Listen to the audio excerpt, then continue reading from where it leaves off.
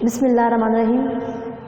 Class, I am your physics teacher. हम first year के chapter 4 discuss कर रहे थे जिसका नाम है वर्क एंड एनर्जी। आज हम एक बहुत ही इंटरेस्टिंग आर्टिकल डिस्कस करने जा रहे हैं, inter conversion of kinetic energy and potential energy. जिस तरह के नाम से शो हो रहा है कि हमने काइनेटिक एनर्जी को पोटेंशियल एनर्जी में चेंज करना है और देखना है कि पोटेंशियल एनर्जी किस तरह से काइनेटिक एनर्जी में चेंज होती है। बच्चों, जिस तरह कि आपको पता है कि law of conservation of energy is a fundamental law of the nature. According to law of conservation of energy, energy can never be created, can never be destroyed, but it can be converted from one form to another form.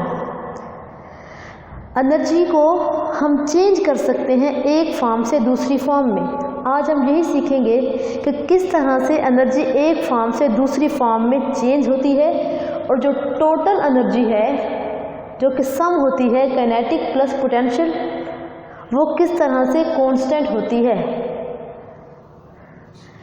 In any mechanical system the total energy क्या होती है? Sum of kinetic energy sum of kinetic energy and potential energy always remain constant. Total energy ने constant रहना है। आज के article में हम ये प्रूव करेंगे कि टोटल एनर्जी क्या रहेगी? कांस्टेंट रहेगी।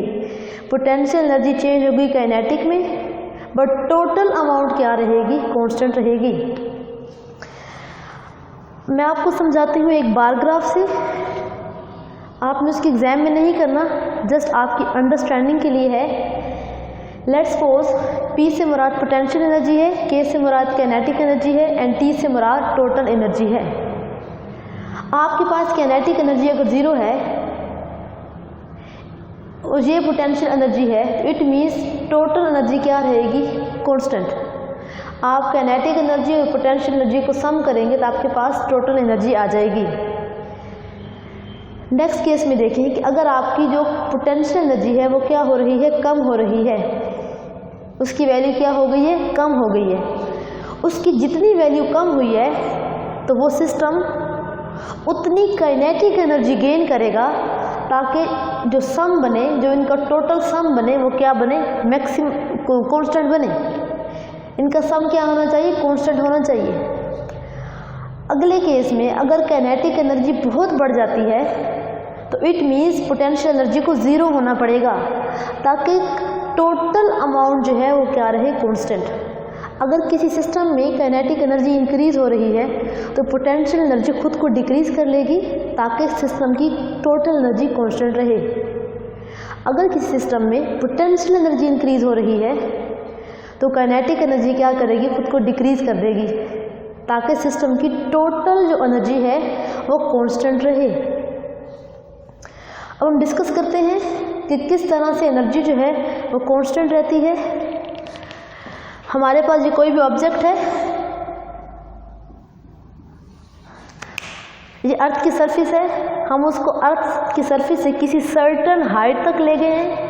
एज यू नो कि हम किसी भी ऑब्जेक्ट को अगर ज़मीन से उठाकर ऊपर लेके आते हैं तो उसके अंदर एनर्जी स्टोर हो जाती है। कौन सी energy? Potential energy.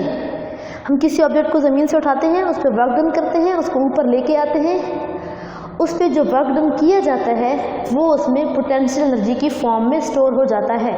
It means कि अगर हम किसी ऑब्जेक्ट को इधर से उठा के इधर तक लेके गए हैं, उसके अंदर पोटेंशियल एनर्जी स्टोर हो जाएगी।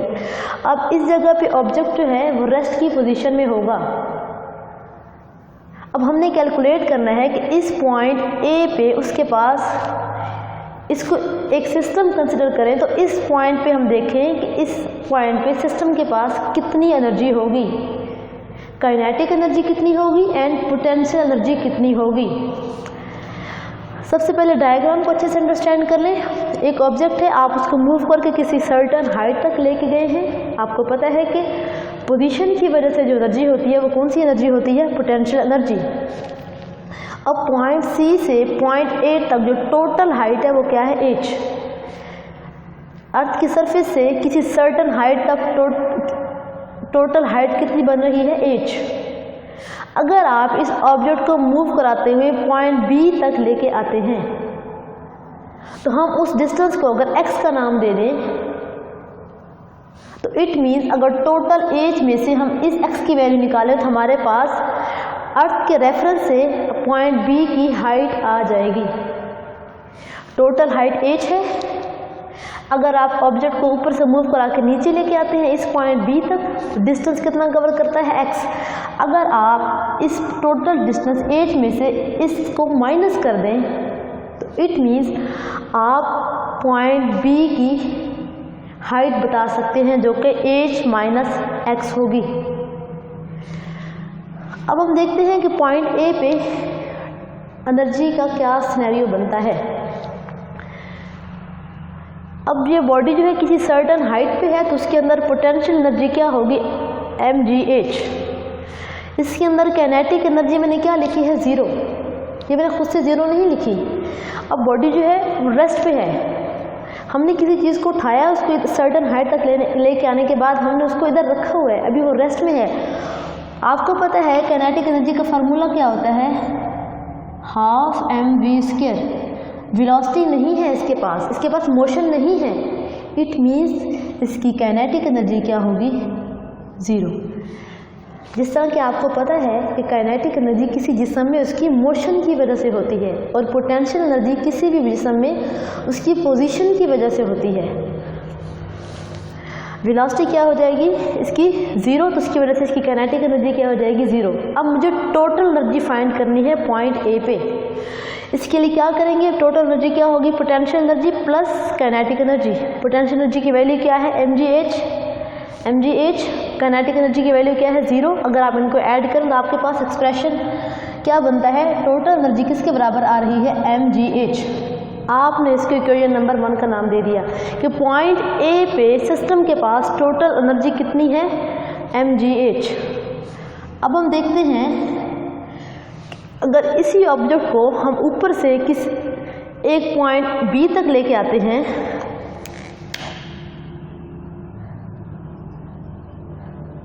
हम ऑब्जेक्ट को मूव करा के नीचे लेके आ गए हैं। अब हम देखते हैं कि बी पॉइंट पे इसके पास कितनी एनर्जी होती है। फर्स्ट में हमने देख लिया कि पॉइंट ए पे इसके पास टोटल एनर्जी mgh है। अब ऑब्जेक्ट को मूव करा के नीचे लेके आए हैं। अब इधर इस पॉइंट बी पे हम देखना चाहते हैं कि उसके पास कितनी एनर्जी होती है। हम काइनेटिक एनर्जी भी कैलकुलेट करेंगे, पोटेंशियल एनर्जी भी कैलकुलेट करेंगे, दोनों को सम करेंगे तो हमारे पास टोटल एनर्जी का एक्सप्रेशन आ जाएगा। पोटेंशियल एनर्जी क्या होती है, इसका फार्मूला होता है mgh।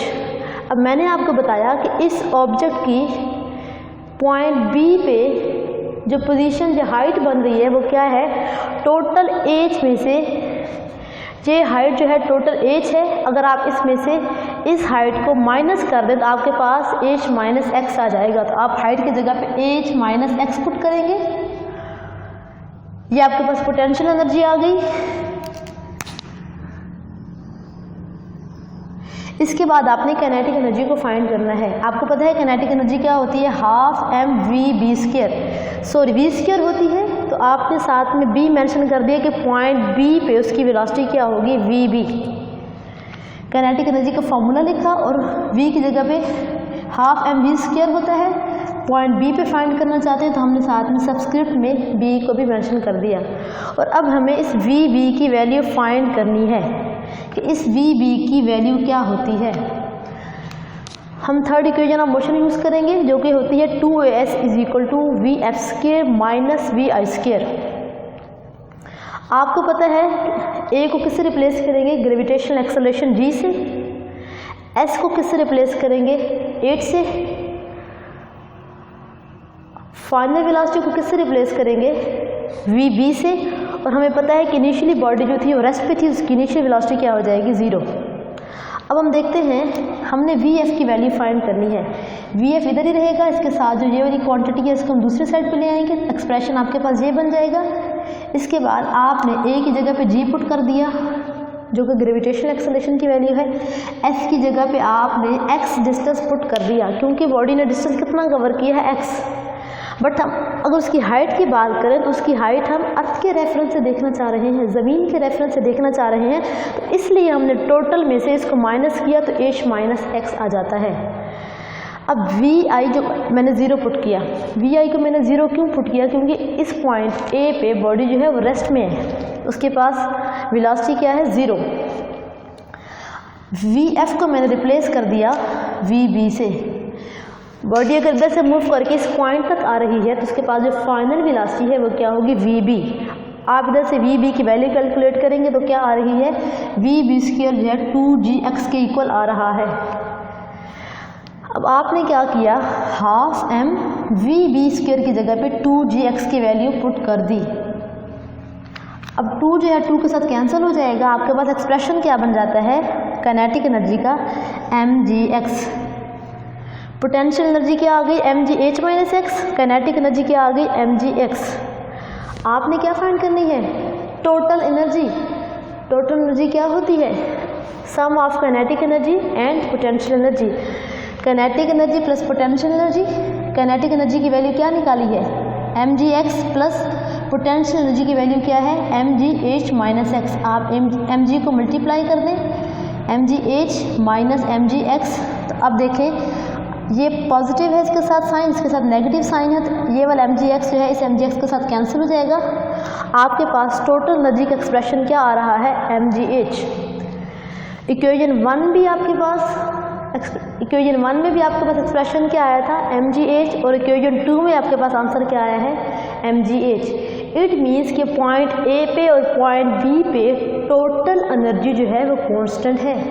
अब हम देखते हैं कि अगर हम इस ऑब्जेक्ट को अर्थ की सरफेस पे लेके आ जाते हैं, ये ऑब्जेक्ट जो है पहले इधर था, इसको मूव करा के पॉइंट B तक लेके आए, अगर हम उसको पॉइंट C तक लेके आए, फिर देखें कि उसके पास कितनी एनर्जी है।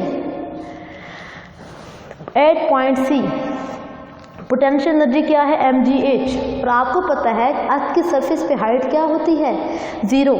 अगर आप किसी चीज़ को ऊपर लेके जाते हैं तो उसकी हाइट बनती है, अगर वो चीज़ कोई ऑब्जेक्ट है वो अर्थ की सरफेस के ऊपर ही मौजूद रहता है तो उसकी हाइट क्या होती है 0। इट मीन उसके पास पोटेंशियल एनर्जी क्या होगी 0।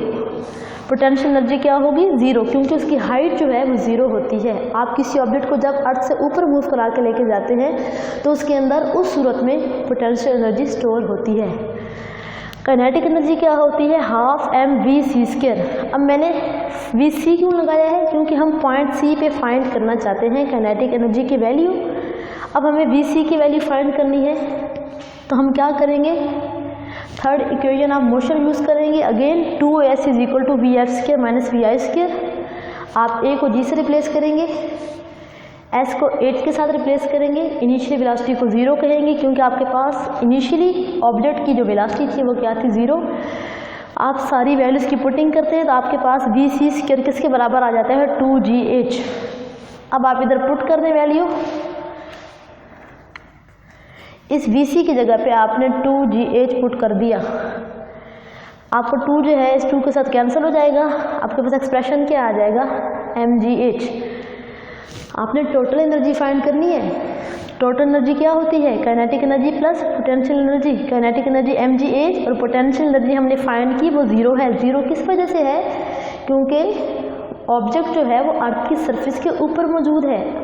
अर्थ की सरफेस के ऊपर मौजूद है तो उसके पास कोई हाइट नहीं है, हाइट नहीं है। एच की जगह पे 0 पुट करेंगे तो पोटेंशियल एनर्जी क्या हो जाएगी 0। टोटल एनर्जी क्या आ गई mgh। अगर आप इक्वेशन 1 को, इक्वेशन 2 को एंड इक्वेशन 3 को कंपेयर करें तो आप देखेंगे कि टोटल एनर्जी क्या रह रही है constant. It means potential energy किस में चेंज होती जा रही है काइनेटिक एनर्जी में। इस पॉइंट पे पोटेंशियल एनर्जी मैक्सिमम थी, इस पॉइंट पे पोटेंशियल एनर्जी काइनेटिक एनर्जी में चेंज हो रही थी, और इस पॉइंट पे क्या हुआ पोटेंशियल एनर्जी 0 हो गई और काइनेटिक एनर्जी मैक्सिमम हो गई। इट मीन्स पोटेंशियल एनर्जी किस में चेंज हो रही है काइनेटिक एनर्जी में, बट टोटल एनर्जी जो है वो क्या है कांस्टेंट है। अब हम बात करते हैं कि अगर कोई ऑब्जेक्ट है उसकी वेलोसिटी पहले v1 है उसकी हाइट अर्थ के लिहाज से h1 है। अगर वो ऑब्जेक्ट अपनी पोजीशन को छोड़ के इस जगह पे आ जाता है वेलोसिटी v2 के साथ और हाइट उसकी h2 बनती है, इसका मतलब है कि ऑब्जेक्ट नीचे को आ रहा है, ऑब्जेक्ट नीचे को आ रहा है। इट मीन्स उसकी हाइट कम हो रही है बट उसकी वेलोसिटी बढ़ रही है। हाइट कम होगी तो इट मीन्स उसकी पोटेंशियल एनर्जी में क्या होगा, लॉस होगा। पोटेंशियल एनर्जी जो है वो कम होती जाएगी, उसकी काइनेटिक एनर्जी जो है वो इंक्रीज होती जाएगी। ऑब्जेक्ट अगर ऊपर से मूव करके नीचे आता है तो उसकी काइनेटिक एनर्जी जो है वो इंक्रीज होती जाती है, इसलिए हमने लिखा है गेन इन काइनेटिक एनर्जी। अगर ऑब्जेक्ट ऊपर से मूव करके नीचे को आता है तो उसकी पोटेंशियल एनर्जी जो है वो कम होती जा रही है। तो मैंने क्या लिखा है, mgh2 minus mgh1 is equal to half mv2 square minus half mv1 square. mgh2 क्या है, उसकी पोटेंशियल एनर्जी इस पॉइंट पे, mgh1 क्या है, इसकी पोटेंशियल एनर्जी इस पॉइंट पे। आप इनका डिफरेंस ले रहे हैं, पोटेंशियल एनर्जी क्या हो रही है, कम हो रही है, और काइनेटिक एनर्जी क्या हो रही है, इंक्रीज हो रही है। आप इसको सिंप्लीफाई करेंगे तो आपके पास ये वाला एक्सप्रेशन बन जाएगा। अब आपने याद रखना है कि जब मैंने आपसे डिस्कशन की कि हम ऑब्जेक्ट को ऊपर से नीचे लेके आ रहे हैं तो इट मीन्स वहाँ पे हम फ्रिक्शन को इग्नोर कर रहे हैं, क्योंकि किसी जगह पे मैंने फ्रिक्शन का नाम नहीं लिया। इट मीन्स एयर फ्रिक्शन को हम इग्नोर कर रहे हैं। एक आइडियल सिनेरियो डिस्कस कर रहे हैं, एक आइडियल केस है जिसमें फ्रिक्शन को हमने कंसिडर किया ही नहीं। बट आपने क्या करना है, आपको मैंने असाइनमेंट दी जिसमें आपको 2 आर्टिकल्स दे रही हूँ। आपने inter conversion of kinetic energy and potential energy देखना है इन केस ऑफ फ्रिक्शन। ये आपने खुद से पढ़ना है कि अगर फ्रिक्शन को कंसिडर करते हैं तो आपके पास एक्सप्रेशन में किस तरह से चेंजिंग्स आती हैं, इस एक्सप्रेशन में किस तरह से चेंजिंग्स आती हैं, आपने वो सीखना है। और उससे आगे कंजर्वेशन ऑफ एनर्जी, एनर्जी किस तरह कंजर्व रहती है। ये 2 आर्टिकल्स आपको दिए गए हैं, आपने इनको अच्छे से अंडरस्टैंड करना है और सीखना है कि फ्रिक्शन होगी तो काइनेटिक एनर्जी और पोटेंशियल एनर्जी किस तरह से इंटर कन्वर्ट होंगी और एनर्जी किस तरह से कंजर्व रहती है। तो बहुत इंटरेस्टिंग सा आर्टिकल था कि एनर्जी ने हमेशा ही कंजर्व रहना है और टोटल एनर्जी जो है उसको क्या रहना चाहिए, कांस्टेंट रहना चाहिए। और ये हमने देख लिया from equation 1, from equation 2 and from equation 3 हम ये रिजल्ट निकाल सकते हैं कि हमारे पास टोटल एनर्जी जो है वो किसी भी सिस्टम में क्या रहती है, कंजर्व रहती है या कांस्टेंट रहती है। एक फॉर्म से दूसरी फॉर्म में चेंज हो जाती है बट उसकी टोटल अमाउंट क्या होती है, कांस्टेंट होती है। आपको जो असाइनमेंट दी गई है आपने इसको अच्छे से अंडरस्टैंड करना है कि फ्रिक्शन के केस में किस तरह से कन्वर्जन हो सकती है और कंजर्वेशन ऑफ एनर्जी से क्या मुराद है।